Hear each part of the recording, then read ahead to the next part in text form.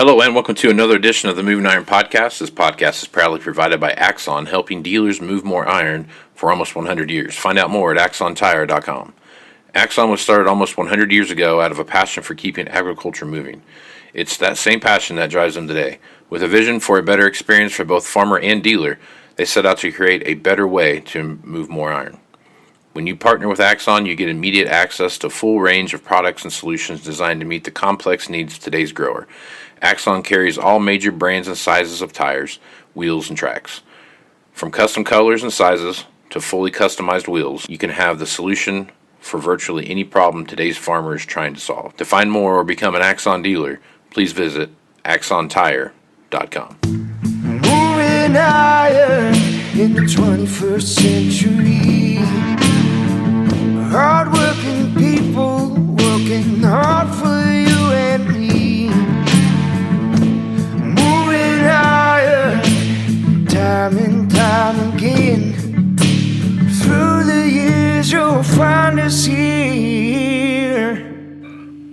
Moving iron. Hello and welcome to Moving Iron Podcast, Markets with Shawn Hackett. This edition of the Moving Iron Podcast is brought to you by Axon Tire, helping dealers move more iron for the past 100 years, and tractorzoom, delivering insights. If you're looking to see what's going on in the auction market, use tractorzoom Iron Comps, 500 independent auction houses worth of information that come to them every day, and get to paint a great picture of what's going on out there in the market. So if you're interested in doing that and keeping up what's going on with those trends, which, to be honest with you, there's no better time now than to understand what's going on in the auction marketplace. Use Moving Iron at checkout and you get yourself a nice discount. Shawn is with Hackett Financial out of Boca Raton, Florida. And Shawn is nice enough to come on twice a week now to sit down and discuss what's going on in the market. And, Shawn, there's the crop tour is going on right now. The Pro Farmer crop tour is going on right now. And as day one's in the books, kind of recap. Well, let's start like this first. Well, I guess let's talk a little bit about what your reaction was to that Thursday's report. And kind of like what I said here before was, for as bullish as that report was, the market sure is in a wait and see what happens kind of mode. So I guess what's your thoughts there? Well, I still think the market is uncertain because it knows half the crop is a disaster and the other half the crop's probably pretty good, but it's hard to know right now which one is outweighing the other. It's really hard to know that. And then the crop tour is a classic example. 20 bushel to the acre below trend in South Dakota, 20 bushel to the acre above last year in Ohio. So what does it mean? I don't know.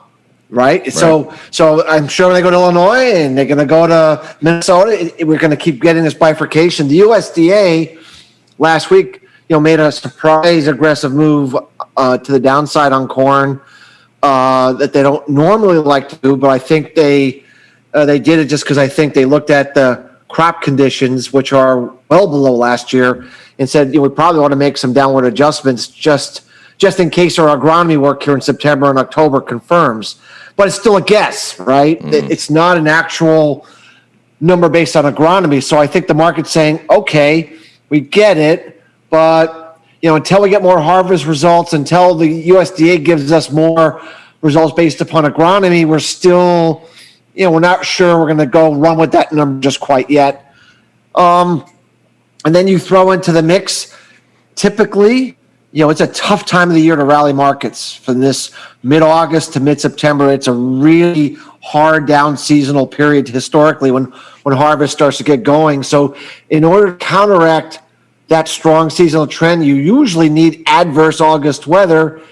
And once again, just like it's been kind of it's been some good, some bad, some good.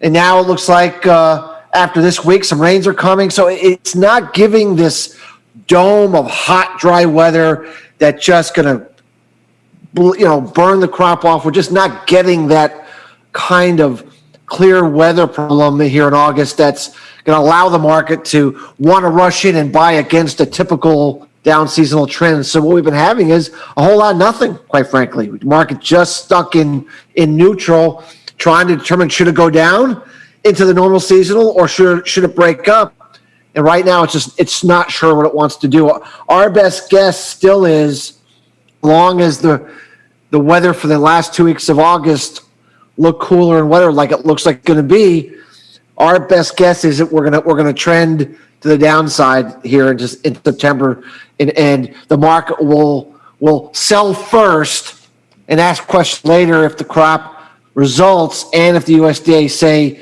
that these lower crop yields are here to stay. So okay, all right. So the pro farmer tour is going on right now, and sometimes you think I would learn how to speak, but you've got all this stuff going on here, and they start out in the very extreme eastern part of that, and then the very western part of that. And so day one was kind of eastern South Dakota, and then they start out in Ohio, and basically kind of what we've been seeing. If you're east of the Mississippi River, you have some very good crops over there. If you're west of the Mississippi River, you start out good and you end horribly. So I guess as you take a look at as the reports coming back from that, any big shocks to you there from what you've seen so far from Pro Farmer? I didn't see anything that was too much of a surprise. I think so far, I think everyone expected Ohio to be pretty good. Mm-hmm. I thought everyone expected South Dakota to be pretty bad, and I think they were within the range of what everyone thought. At least those two states. I didn't see anything that was a surprise, and as you can tell from the market's reaction, didn't either. They're really, they just can't get enough of buying and selling today. As you can tell, the volatility is crazy today. Right. Just kidding. It's just it just confirmed that we have, is the glass half full or is the glass half empty? Right now, the market is saying the glass is. We're not sure which way to look at the glass right now, and you throw in this port closure or partial port closure of that China port because of the Delta virus. There's worries that it might back up some shipments to them.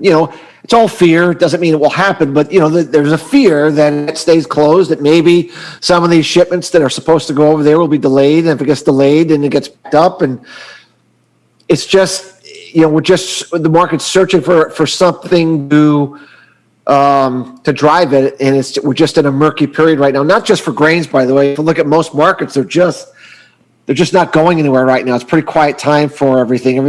We seem to be in this period where everyone is looking for a new mover, and they just can't find it yet. Yeah. Okay, so let's jump over and talk about the protein side for a little bit and what we see happening there.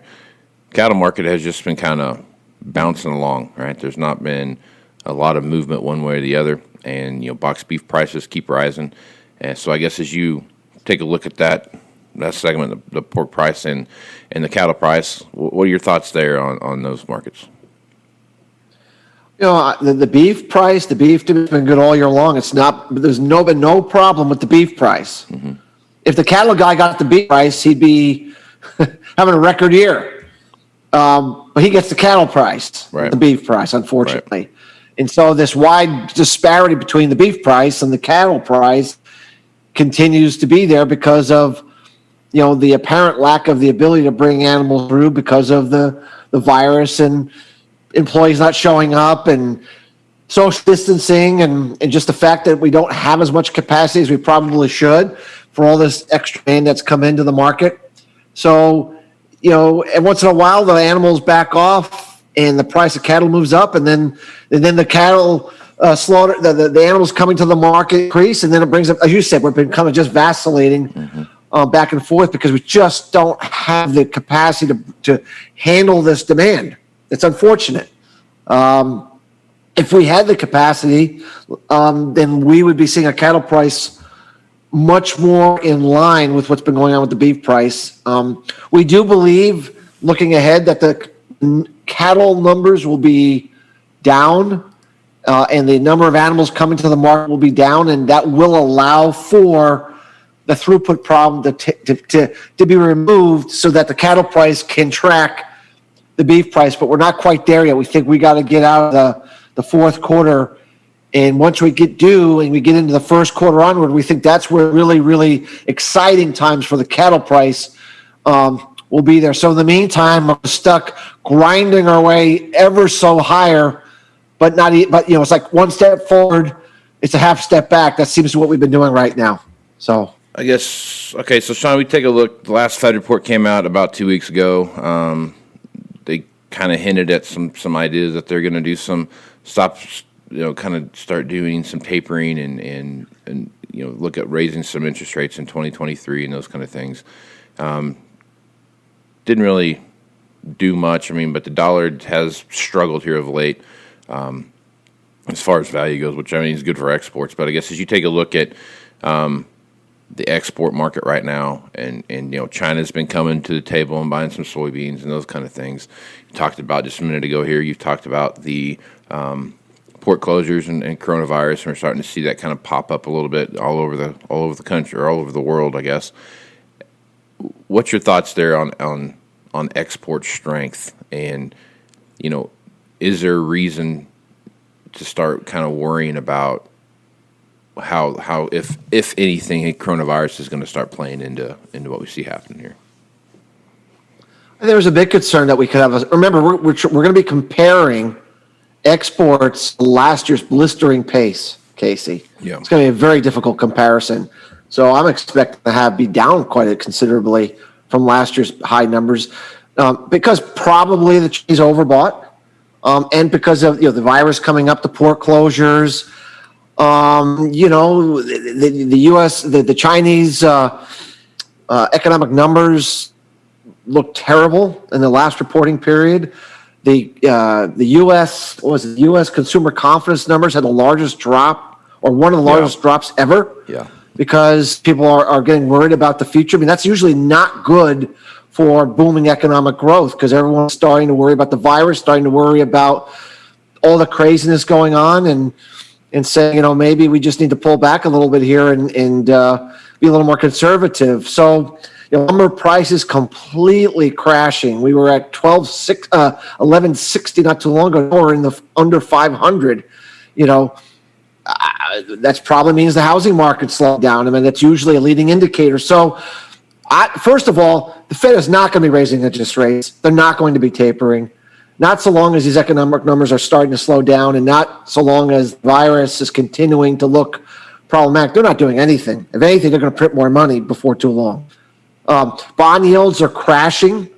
That's indication of the market worrying about the future economic growth. So I think I would really be worried about the demand side of the equation here, Casey, over the next 2 to 3 months. And we've talked about this, that we've been worried about a soft patch, a decline in ag markets into the fall for a lot of these macro reasons. And the latest readings don't give us any reason to change that view, that the markets are going to be paying probably more attention to the demand and less attention to the supply. Maybe that's why some of these bullish numbers we've been getting on the supply side haven't made the market go higher, because it's actually the demand side of the equation that's starting to take center stage versus supply. What are your thoughts? I mean, by Thursday we're going to get this picture of what pro farmer looks like and what they've come up with. Do you think they're going to have any big revelations out there that we don't already know that are going to come from this crop tour? I really don't think so, Casey. I think the market has a pretty understanding and has had for a while that, when they go into Minnesota, when they go into North Dakota, it's going to be just god awful. When they get in Illinois and they get into Indiana, it's going to be really, really good. I don't see them making any gargantuan. I mean, it's always possible, but I see them going there and saying, we didn't know this. I think the market really has a pretty good handle on everything. What it doesn't know, and it can't know, is what does that mean to the actual national yield? Right. It can know good is good and bad is bad, but you can't actually get your hands around, is it more good or than bad, or is it more bad than good? You're just not going to be able to get that answer until enough harvest results come in that you could start to weigh who's winning out here. And that's going to take until mid-September, I think, for the USDA and for the market to get that answer. In the meantime, I think it's very comfortable being where it is right now. And that means that the markets it's going to go up and down based upon daily news, that drives it up or down, the dollar strong or weak, or there's Afghanistan, whatever's driving the market in a given day, it's just going to go with those kind of things. I think the market has decided we're not going to make a major call here on the actual yield situation until we get more harvest results, until the USDA has a chance to do more economy work. And so in the meantime, we're just going to basically trade the market in some kind of a tight range. That's what it looks like to me. And because because weather looks to me to be fairly benign right now, the odds favor the market following the down seasonal. Doesn't mean crash and burn, by the way. It means following the down seasonal into the first half of September, meaning kind of a declining market into September until the market can get a better handle on the true nature of the yields. Our work says in the end, corn yields, for example, are going to wind up being in the low 170s like last year. Now, I don't know if it takes until January to get that number but I mean, that's where we're going to wind up. We believe when it's all said and done, we're going to be 172, give or take, $1 billion, $1.2 billion carry out, depending on which way you want to massage demand. And that really means we're not going to change our ending stock situation that we have right now. And so we're going to have to go through the next growing cycle with that in place, with of course, Brazil having really no export capability at all for corn, none, because of the crop. One of the, I mean, just very, very little. So, so it really comes down to, sorry. Yeah, excited there, Shawn. I'm sorry about that. It's all right. It's all right. So I think it just comes down to, it's just going to come down to what kind of crops can South America have this year. Last year we had a record crop for soybeans, right, in Brazil. Yep. Probably the worst corn crops ever. That it wasn't an all for one for all. We think Argentina this year is the country to look at. We think if we're looking for some big problems, big drought cycle, extreme weather, we think Brazil's going to be on the margin, going to be okay. But we think Argentina is the one that could be the market mover. But that's not going to be the market mover until November is when you start really looking about, okay, where they're at, how are things developing, how much they get in the ground, how's it looking. We just got this couple of months here where we're going to be having a hard time finding that weather reason to move the market higher. So our best guess is grains move down into September. The USDA and harvest results come clean, yields come down further, tighten up those balance sheets. The market goes, you know what? Way too uncomfortable. We go back up, price in some weather premium for South America, and then we just have to see what happens with weather as we go forward. I think that's kind of the pathway right now going into the fall, early fourth quarter period of time now. Yep. Hey, well, good stuff, Shawn. Man, there's lots of moving parts here, lots of stuff to pay attention to, and just like always, I don't think we're ever going to run out of anything to talk about because there's plenty of stuff cooking here. So if folks want to reach out to you and get more information about Hackett Financial and what you guys are doing over there, what's the best way to do that? Our website is Hackett, Hackett, advisors.com. All kinds of information on there for your listeners to watch, to read, to see if the way we look at things might help them out a little bit. So check that out. Go to the website, HackettAdvisors.com. Make sure you check that out. There's a lot of good sample stuff there, just kind of give you a glimpse as to what Shawn's got going on there. So, well worth your time. Reach out to Shawn too. Well worth your time as well. Guy's a wealth of knowledge. So check him out. I'm Casey Seymour with Moving Iron Podcast. Make sure you check me out on Facebook, Twitter, and Instagram. So we're going to find the latest editions of the Moving Iron Podcast, as well as any blogs I have posted will get sent up there as well. Go to MovingIronLLC.com, and you'll find the latest editions of the Moving Iron Podcast and all things related to the Moving Iron Summit and the Moving Iron Podcast. So with that, I am Casey Seymour with Shawn Hackett. Let's move some iron, folks. Out. You want to have a meaningful competitive advantage to help sell more equipment. Whether you represent the sales, parts, or management department of an implement dealership, there's a surprising amount of complexity when it comes to tire, wheel, and track technology. Let Axon worry about that so you can get back to supporting your customers. Axon has leveraged years of experience to create a streamlined process that gives you a proven path to help today's grower and sell more equipment. The roots of their organization go back almost 100 years to the invention of the rubber tractor tire. Supporting agriculture is the number one driver of Axon, from product development through sales and service. To find more or become an Axon dealer, head over to axontire.com. Moving higher in the 21st century. Hard-working people working hard for you and me. Moving higher, time and time again.